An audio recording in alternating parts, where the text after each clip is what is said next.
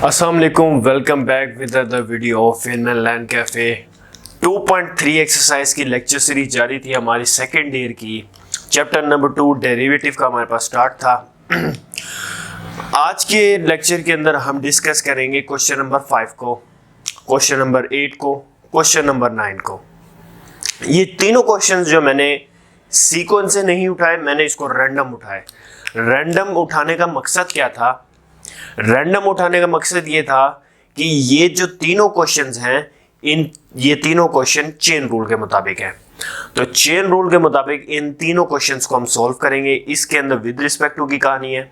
उसके बाद आगे प्रूफ्स आ जाते हैं दोनों, क्वेश्चन नंबर 8 और question number 9। So first question हमारा क्वेश्चन नंबर 5 का पार्ट नंबर 1। उसमें हमारे पास कहानी है sine x with respect to cot x. कि साइन एक्स जो है वो किसके लिहाज से है? कोट एक्स के लिहाज से। और कोट एक्स जो है वो किसके लिहाज से है? साइन एक्स के लिहाज से है। सो अब हम इसको सॉल्व करें।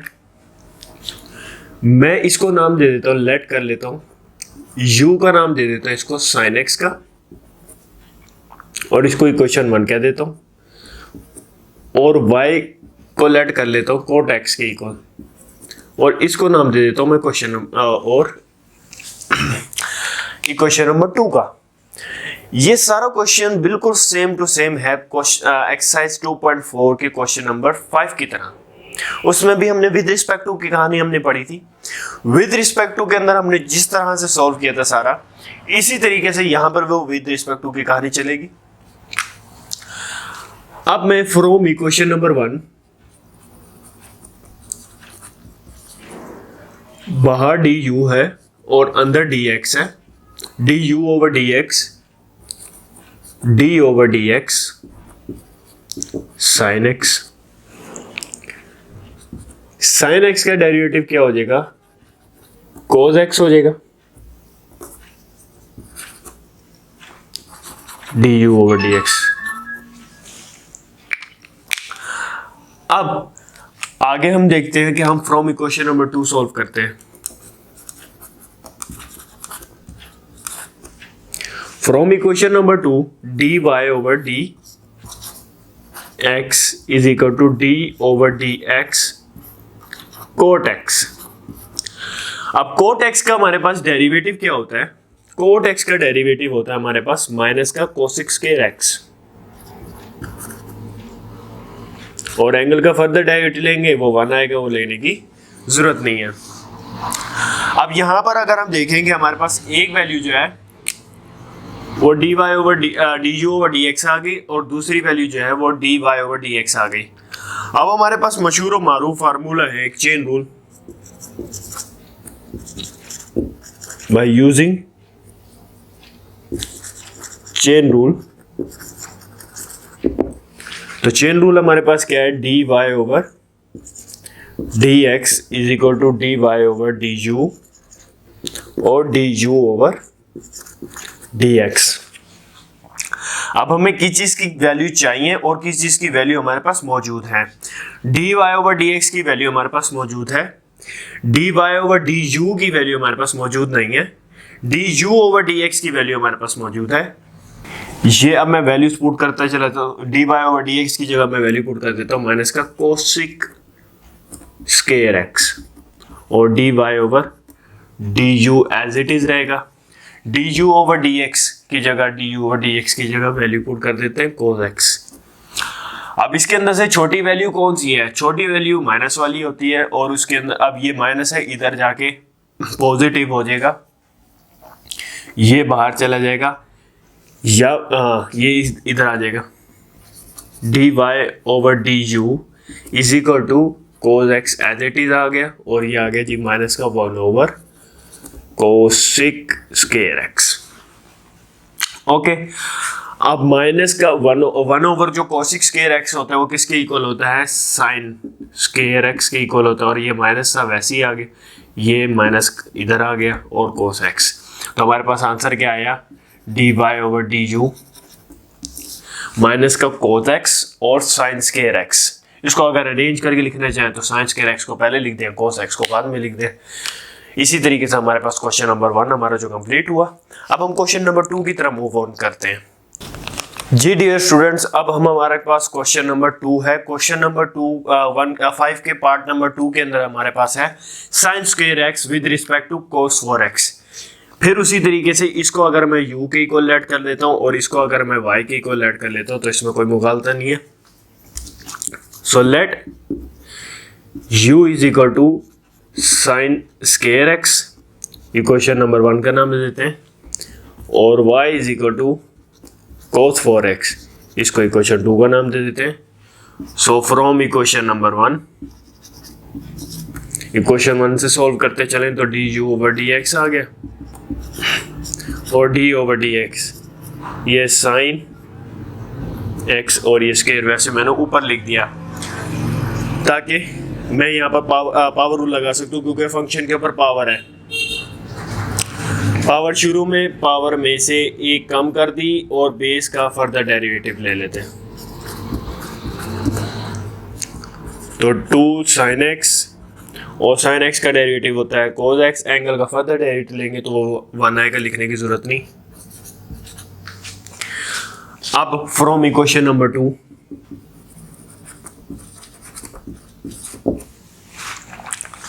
इक्वेशन नंबर 2 से अगर हम इसको सॉल्व करें तो d y over d x is equal to d over d x cos ये 4x, मतलब 4 ऊपर मैंने लिख दिया। तो अब यहाँ पर फिर से बेस के ऊपर पावर है तो पावर रूल, पावर शुरू में पावर में से एक कम कर दी, बेस का फर्दर डेरिवेटिव लेंगे तो वो माइनस का साइन x आएगा।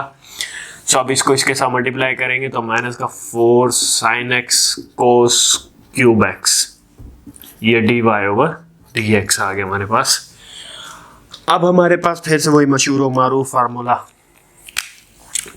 Bye using chain rule.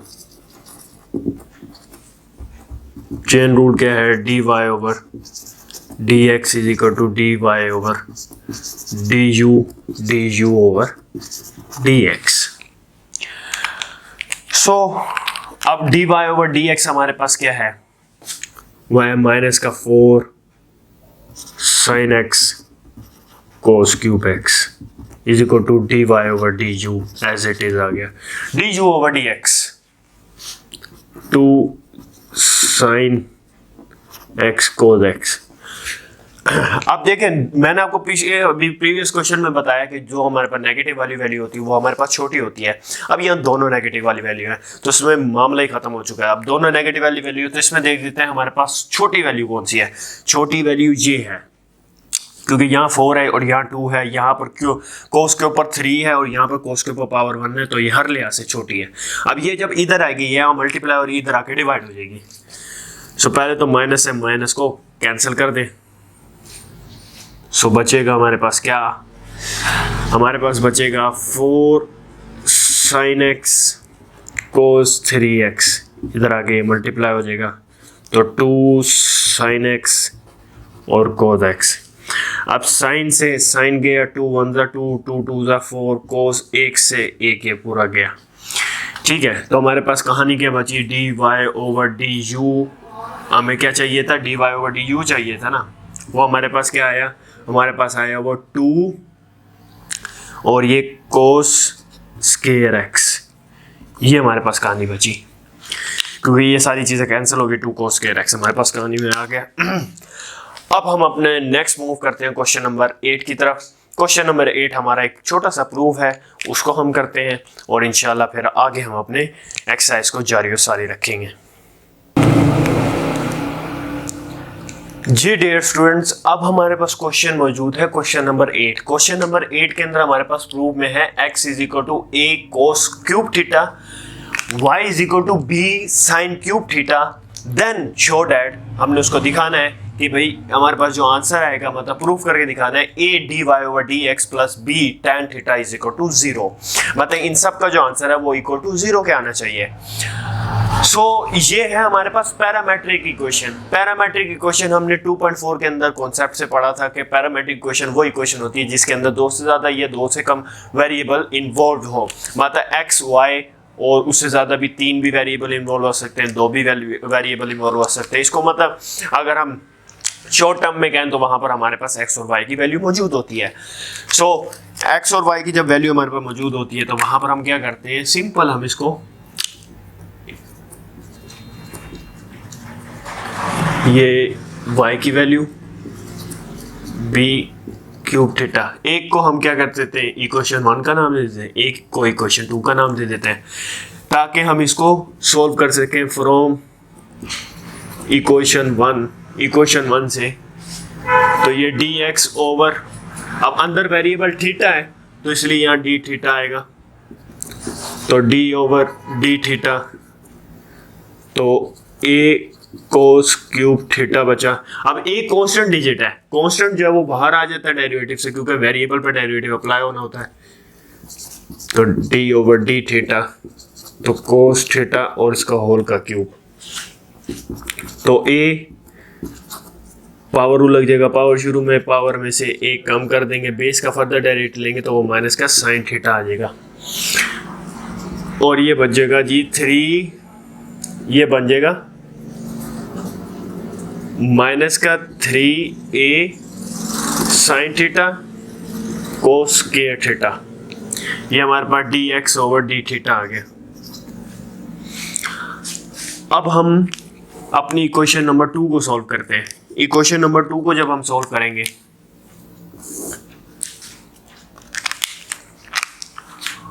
From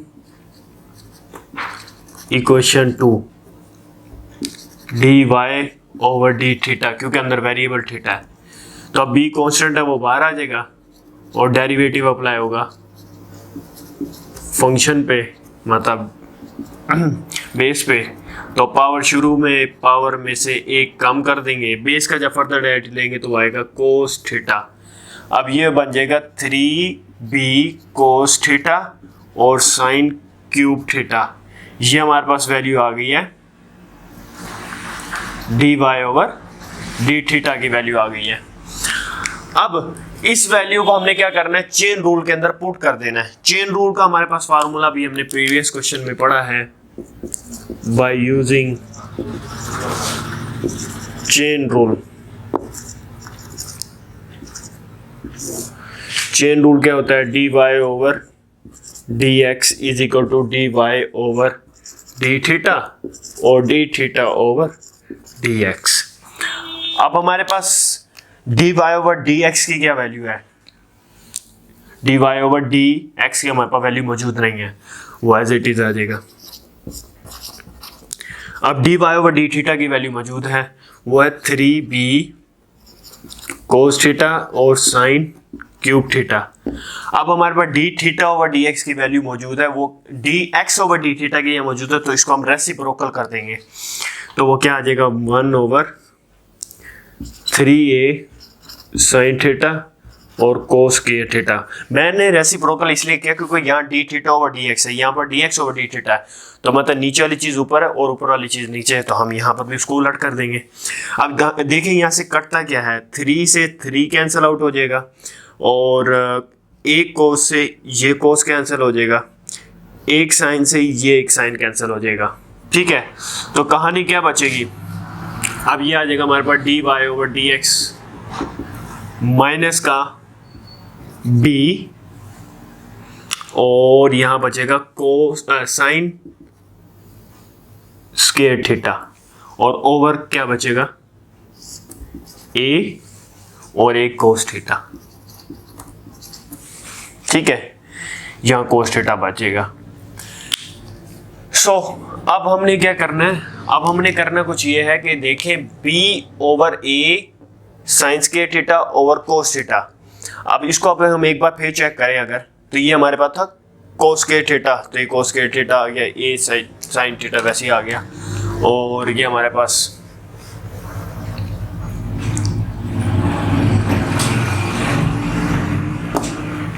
sorry यहाँ गलती हुई, ये हमारे पास स्क्वायर थीटा था तो हमने इसको क्यूब लिख दिया था, तो यहाँ पर आएगा ये स्क्वायर, ठीक है, तो ये स्क्वायर है। सो एक से ये एक कैंसिल हो जाएगा, एक बचेगा यहाँ पर, ठीक है, ये गलती थी थोड़ी सी। अच्छा, अब ये अब हम इसको माइनस का b ओवर a को साइड पे कर देंगे और साइन थीटा और कोस थीटा क्या होता है हमारे पास, tan थीटा के बराबर होता है। ये हमारे पास आ गया dy ओवर dx आ गया। अब हमारे पास गिवन कंडीशन क्या है, अब हम एक बार पहले गिवन कंडीशन को अपने लिखेंगे। वो हमारे पास गिवन कंडीशन है a dy over dx plus का b tan theta is equal to 0। अब a वैसे ही पुट करेंगे, dy ओवर dx की वैल्यू क्या है, माइनस का b over a tan theta plus का ये b वैसे पुट करेंगे, tan थीटा वैसे पुट करेंगे, इक्वल टू 0। अब a से a कैंसिल आउट हो जाएगा, माइनस का b tan थीटा बचेगा और प्लस का b tan थीटा बचेगा यहाँ, इज इक्वल टू 0। अब ये माइनस का b tan थीटा ये प्लस का b tan थीटा आपस में कैंसिल हो जाएगा, 0 आ जाएगा, 0 is equal to 0, hence proved.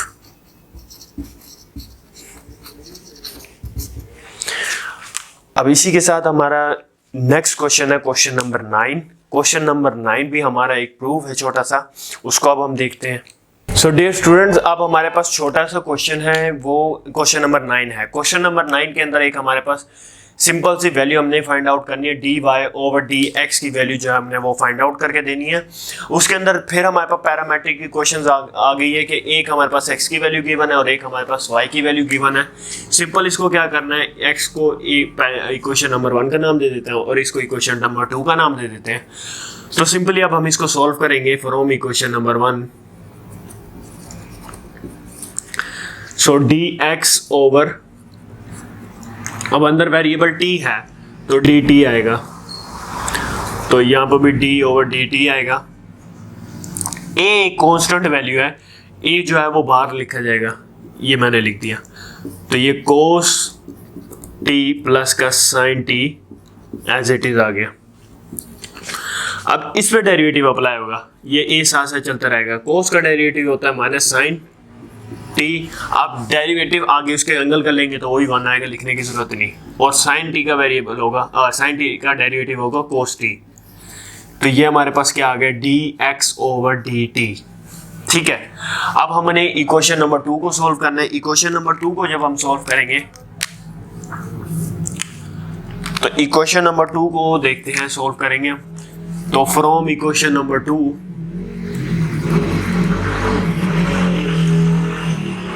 dy over dt, ये कांस्टेंट डिजिट है वो बाहर आ जाएगा, तो sin t माइनस का t cos t, ये चीजें बचेंगी। a बाहर आ गया, sin t का डेरिवेटिव होगा cos t। ठीक है जी। अब यहाँ पर देखें दो वेरिएबल आपस में क्या हो रहे हैं, यहाँ पर मल्टीप्लाई हो रहे हैं।